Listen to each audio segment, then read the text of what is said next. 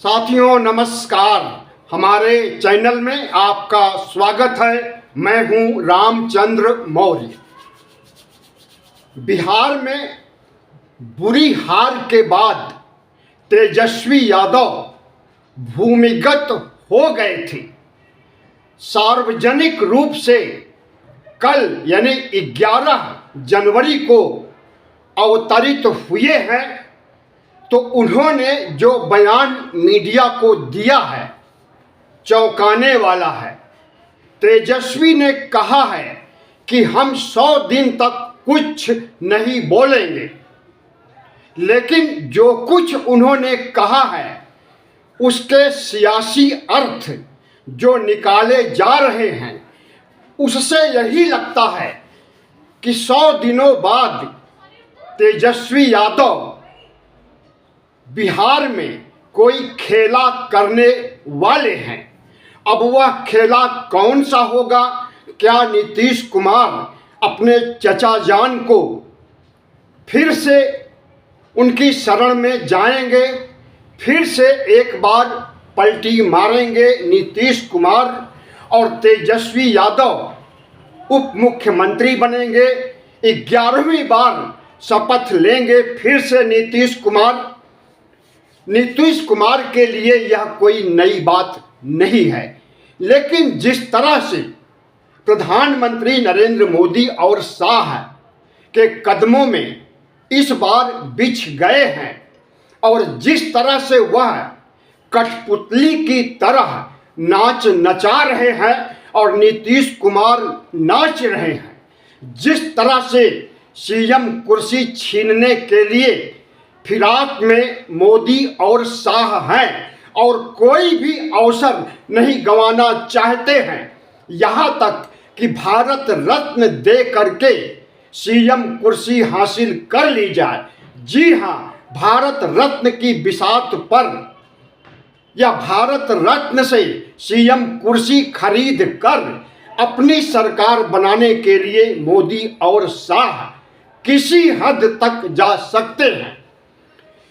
और इसी बीच अगर तेजस्वी यादव कोप भवन से निकल करके बाहर आते हैं और वह कहते हैं कि हम 100 दिन तक कुछ नहीं बोलेंगे, तो इसका सीधा सा अर्थ है कि इन 100 दिनों के अंदर नीतीश और तेजस्वी नई सरकार बनाने की तैयारी करेंगे या फिर तेजस्वी यादव पूरे विपक्ष को लेकर के नीतीश कुमार से मिलेंगे और तब तक नीतीश कुमार को इतना परेशान कर देगी भारतीय जनता पार्टी कि अपना मुख्यमंत्री बनाने के लिए किसी हद तक जा करके नीतीश को हटा करके सम्राट चौधरी को मुख्यमंत्री बनाने के लिए जरूर कोई तिकड़म करेगी।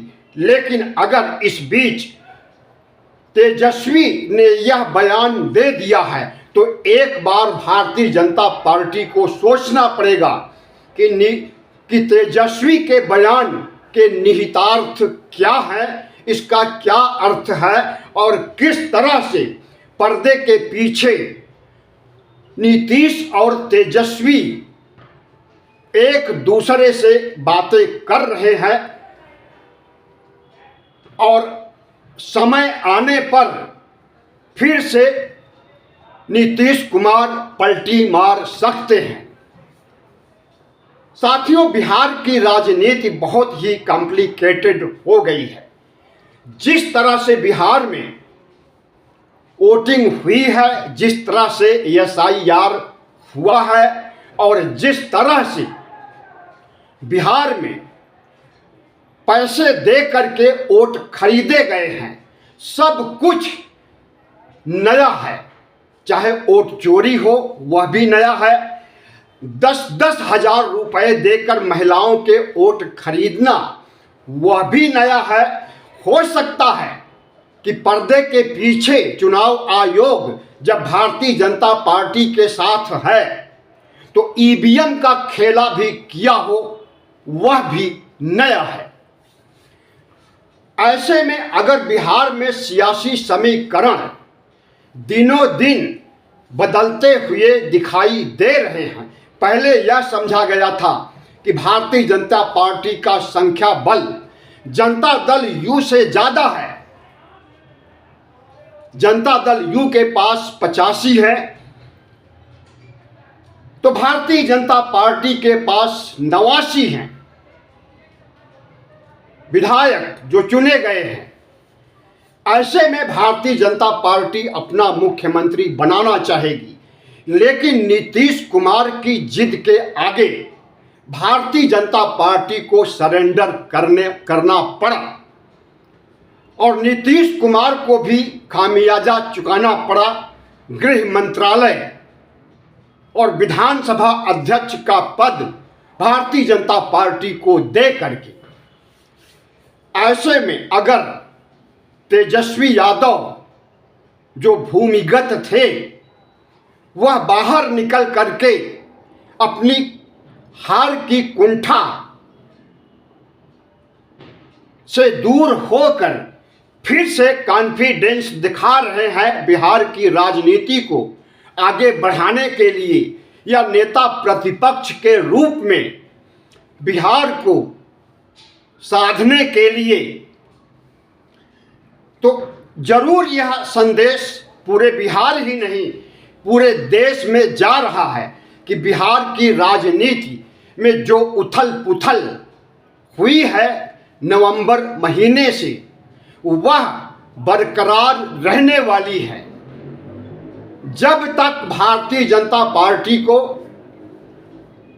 मुख्यमंत्री की कुर्सी नहीं मिलेगी, तब तक इस तरह की उठापटक चलती रहेगी। और भारतीय जनता पार्टी को लगता है कि अगर बिहार में इस बार उसका मुख्यमंत्री नहीं बनेगा तो कभी नहीं बन पाएगा। किसी भी सूरत में भारतीय जनता पार्टी बिहार का भगवाकरण करना चाहती है। इसके लिए कुछ भी करना पड़े, कोई भी कीमत चुकानी पड़े, भारतीय जनता पार्टी तैयार बैठी है। लेकिन एनडीए के घटक दल भी नहीं चाहते कि भारतीय जनता पार्टी का मुख्यमंत्री बने, चाहे वह चिराग पासवान हो, चाहे मांझी हो, चाहे उपेंद्र कुशवाहा हो।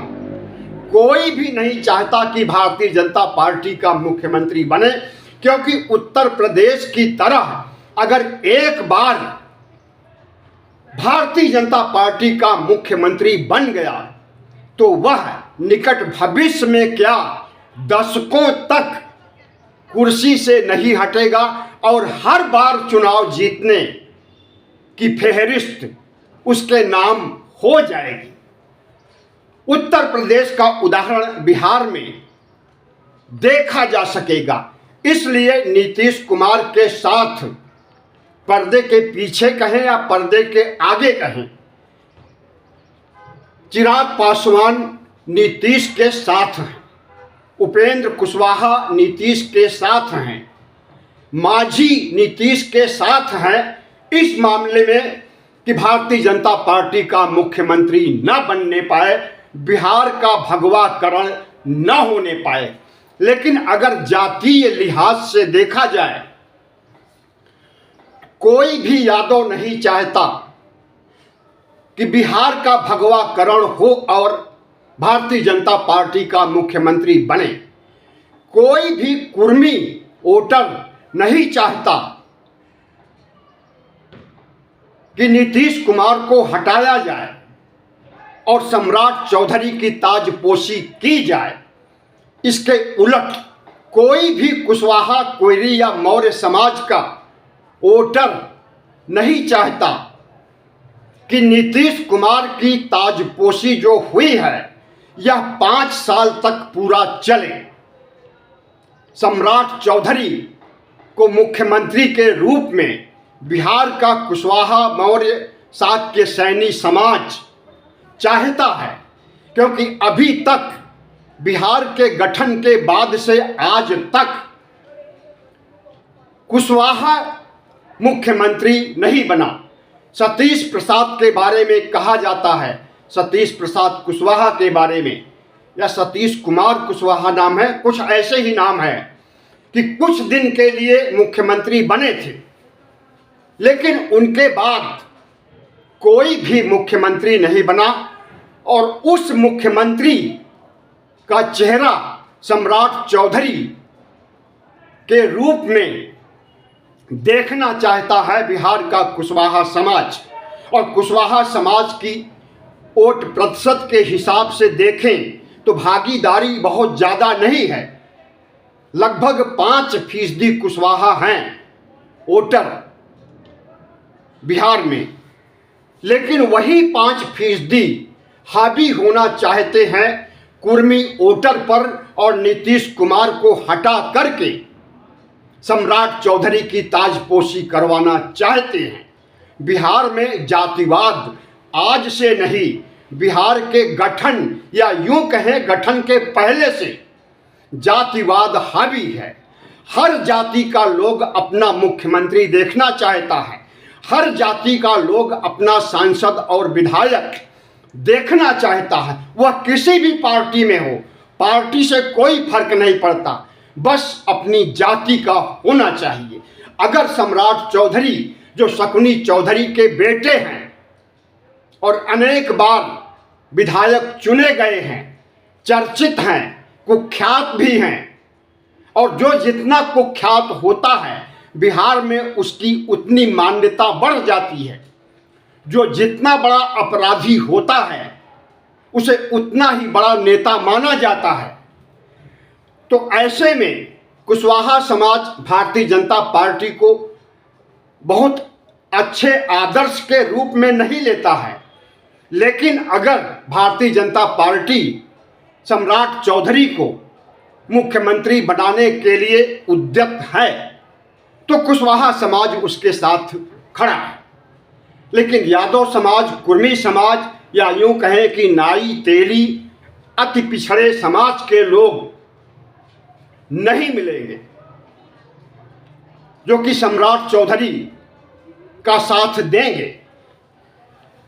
बिहार में राजनीति जातीयता के आधार पर होना कोई बड़ी बात नहीं है, लेकिन जब जातीयता के आधार पर सांप्रदायिकता को नज़रअंदाज कर दिया जाता है, भारतीय जनता पार्टी के चाल चरित्र, चेहरे और सत्ता में बने रहने की इसकी भूख को लेकर किसी भी हद तक गिरने और आरएसएस के साथ देश का भगवाकरण, शिक्षा का, तंत्र का, पूरे लोकतंत्र का भगवाकरण करने का मनसा जो भारतीय जनता पार्टी पाल रखी है, इसके साथ विपक्ष कतई नहीं है। विपक्ष नहीं चाहता कि भारतीय जनता पार्टी ज़्यादा समय तक राज करे और आरएसएस का राज हो, और वह भारतीय जनता पार्टी जो हिंदू राष्ट्र बनाने की तरफ आगे बढ़ रही है, वह भारतीय जनता पार्टी जो संविधान को हटाने, मनुस्मृति को लागू करने का जज्बा दिखा चुकी है लोकसभा चुनाव के पहले कि 400 पार सीटें दीजिए, हम संविधान बदल देंगे। संविधान बदलने का मतलब सीधा सा है कि संविधान को हटा करके मनुस्मृति लागू करना, और मनुस्मृति लागू करने का सीधा सा मतलब है कि भारत के प्रजातंत्र को राजतंत्र में तब्दील कर देना, हिंदू राष्ट्र में तब्दील कर देना। तो भारतीय जनता पार्टी की इन बुराइयों या अच्छाइयों को सभी राजनीतिक पार्टियां अच्छी तरह से भांप गई हैं, और इस देश के 98 करोड़ वोटर भी भांप गए हैं।